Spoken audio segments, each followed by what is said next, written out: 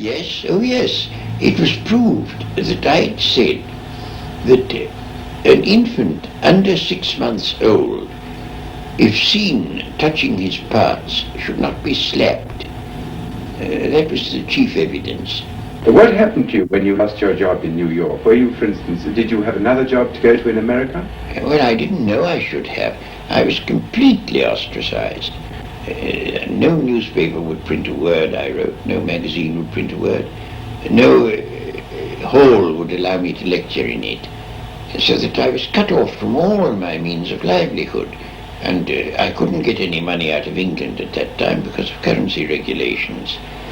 And so I was expecting to starve. I had 3 children whom I was educating, 2 of them at the university, 1 younger. And I expected we should all suffer very badly, and we should have done but for a certain man called Dr. Barnes, who came to my rescue and gave me a job. As a result of that alarming experience, have you felt any permanent resentment against the Americans? Oh, no, none whatever. I think, after all, my father, when he stood for Parliament in a rural constituency in 1868, suffered in exactly the same way, for exactly the same causes.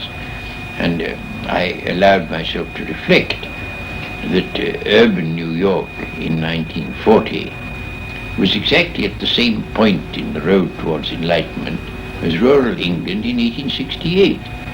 But having made that remark, I felt no further resentment. Do you ever now, in old age, encounter these explosions of anger? Oh, yes.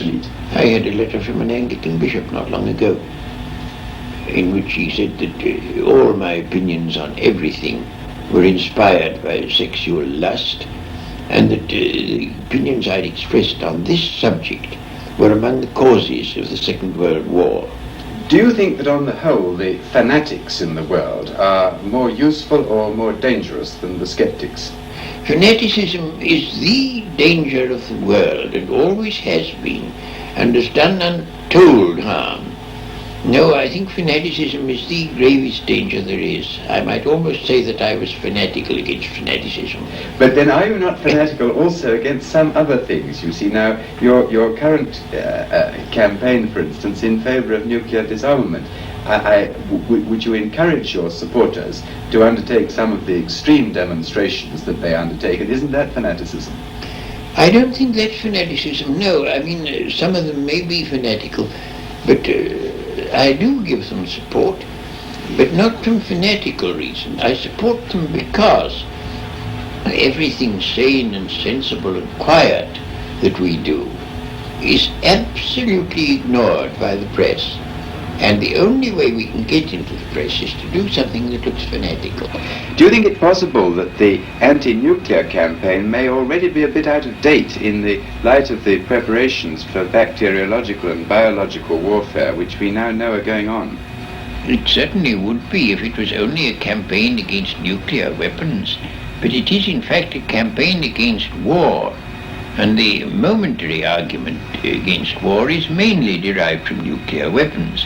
But if they were out of the way, there would be other arguments that would be just as potent. And the fact is that scientific man cannot survive if he is going to continue to make war.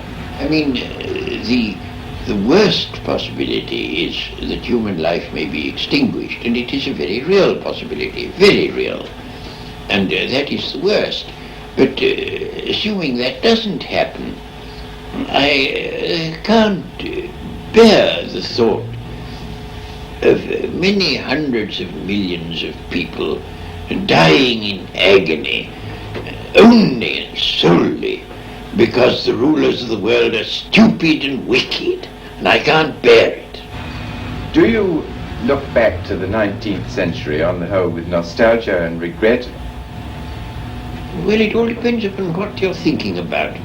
The world was much more beautiful to look at than it is now. Every time I go back to a place that I knew long ago, I think, oh, how sad it is. This place used to be beautiful and now it's hideous. And one thing after another, one piece of beauty after another is destroyed. and that I do profoundly regret. But when it comes to ideas, well, there's immensely less humbug than there was, and that I rejoice in. Of the sort of conventional self-indulgences or vices like drink and tobacco and so on, which is your favourite one? Oh, tobacco. I smoke a pipe all day long except when I'm eating or sleeping. Hasn't that shortened your life? Well, they used to say it would when I first took to it, but I took to it some 70 years ago, so it doesn't seem to have had a very great effect so far. In fact, on one occasion it saved my life. I was in an airplane, and a man was getting a seat for me, and I said, get me a seat in the smoking part, so if I can't smoke I shall die. And sure enough, there was an accident, a bad accident, and all the people in the non-smoking part of the plane were drowned. And the people in the smoking part jumped into the Norwegian fjord where we'd landed and were saved, so that I owe my life to smoking. Did you have to swim to save your life? Oh yes, we all had to. And did you think great thoughts about death and survival when you were actually swimming? No, I was rung up by a journalist in Copenhagen, and he said, what did you think while you were swimming in the fjord? So I said, I thought the water was cold. And he said, did you not think about mysticism and logic? And I said, no, and rang off. Did all this happen a great many years ago? Not a great many, I think it was about 1949, as far as I can remember. When you were in your late 70s? Yes. Have you, in your 87th year, any unfulfilled ambitions? Oh, well, of course, there are all sorts of things I should like to have written and haven't written yet. I mean, almost every day I think of some new subject I should like to have written a book about, but there isn't time to write them all. Have you written an autobiography? I have, yes. Is it up to date? Well, no, not quite. Are you going to allow it to be published in your lifetime? No, not till I'm dead. Why? Well, in the first place, because it won't be complete until then. And in the second place, because there are all sorts of things that ought not to be said too soon, and it may even have to wait some time after I'm dead, I don't know. One last question. Suppose, Lord Russell, this film were to be looked at by our descendants, like a Dead Sea Scroll in 1,000 years' time. What would you think it's worth telling that generation about the life you've lived and the lessons you've learned from it? I should like to say two things. One intellectual and one moral. The intellectual thing I should want to say to them is this. When you are studying any matter or considering any philosophy, ask yourself only what are the facts and what is the truth that the facts bear out. Never let yourself be diverted either by what you would wish to believe or by what you think would have beneficent social effects if it were believed. But look only and solely at what are the facts. That is the intellectual thing that I should wish to say.